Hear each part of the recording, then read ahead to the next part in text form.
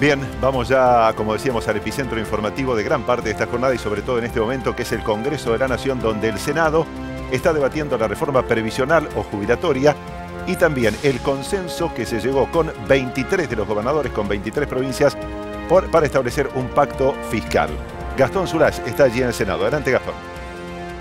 Muchas gracias, Daniel. Exactamente a las 15:45 comenzó esta última sesión ordinaria del Senado Nacional para el tratamiento de estos tres proyectos que se resolvió como primera medida hacerlos sobre tablas porque no se cumplían los plazos reglamentarios de los 7 días de su aprobación en comisión el último jueves. Se trata, como bien decías, de la Ley de Responsabilidad Fiscal, de la reforma previsional y el acuerdo de la Nación con las provincias. La reforma previsional que establece, por ejemplo, el aumento de los haberes jubilatorios a partir de marzo cada 3 meses con un índice, un mix entre la inflación justamente y el índice salarial, el RIPTE, un 70% de aumento por la inflación y un 30% por el RIPTE, y también establece la jubilación optativa para el caso de los hombres de trabajos privados en 70 años y de las mujeres en 65 años. Esto es lo que trae el mayor debate aquí en el Senado y por eso ya estamos con el presidente designado del interbloque Cambiemos, Luis Naidenov. ¿Qué tal? Muy buenas noches. ¿Qué cree que va a pasar justamente lo que trae mayor debate, lo que trajo ayer justamente la oposición de la CGT, la reforma previsional? Bueno, en realidad lo que va a pasar es que vamos a contar con una muy buena ley, porque la reforma previsional es parte de un acuerdo mayor que tiene que ver con el consenso fiscal, y a mí me parece que cuando el gobierno nacional y 23 gobernadores de provincia logran un acuerdo que genere previsibilidad y sustentabilidad al sistema previsional argentino, porque vamos a tener aumentos trimestrales que siempre le van a ganar la inflación, con esta fórmula que combina justamente inflación más el incremento de la modificación salarial del mercado formal, y que eso es factible a partir de la recuperación del INDEC, porque las estadísticas en la Argentina en el pasado fueron destruidas. Y con esta fórmula que se combina a partir justamente de una propuesta del bloque de la oposición, del presidente Miguel Pichetto, me parece que estamos dando cierto criterio de seriedad al sistema previsional argentino. ¿Por qué lo digo?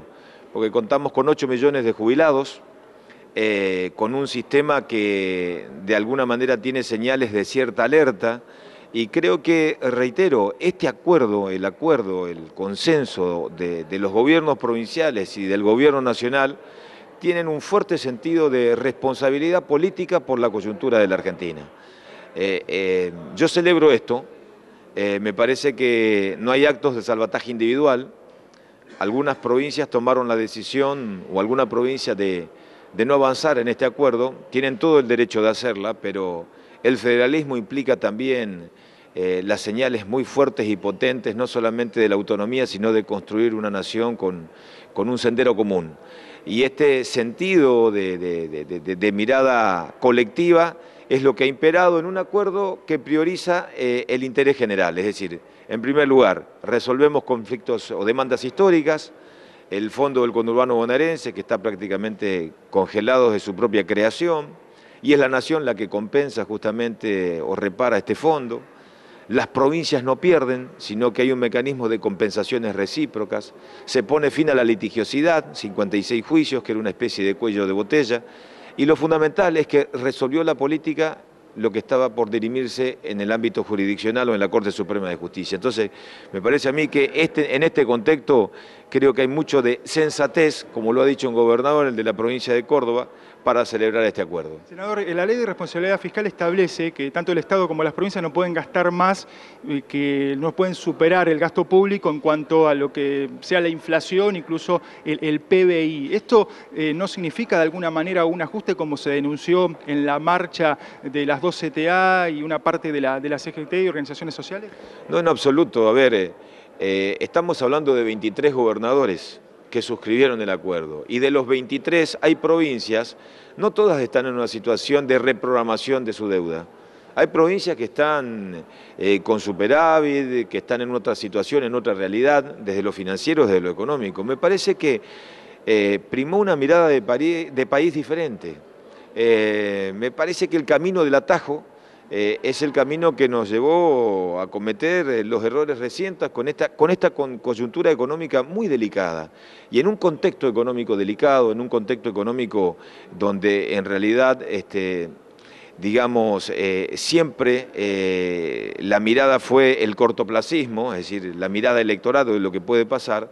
Acá nos manejamos con nuestros criterios. Y yo quiero celebrar y valorar el aporte justamente de las provincias argentinas, que se sentaron en una mesa, que lograron este acuerdo, porque no hay ningún gobernador que tenga la intención, porque la verdad que hay que ser bastante perverso para decir, como yo he escuchado, de que con este acuerdo pierden los jubilados, que la inflación va a ganar al incremento jubilatorio, porque es un disparate, ni siquiera toma como parámetro lo que estamos por discutir y aprobar. Muchísimas gracias, senador Luis Deledov.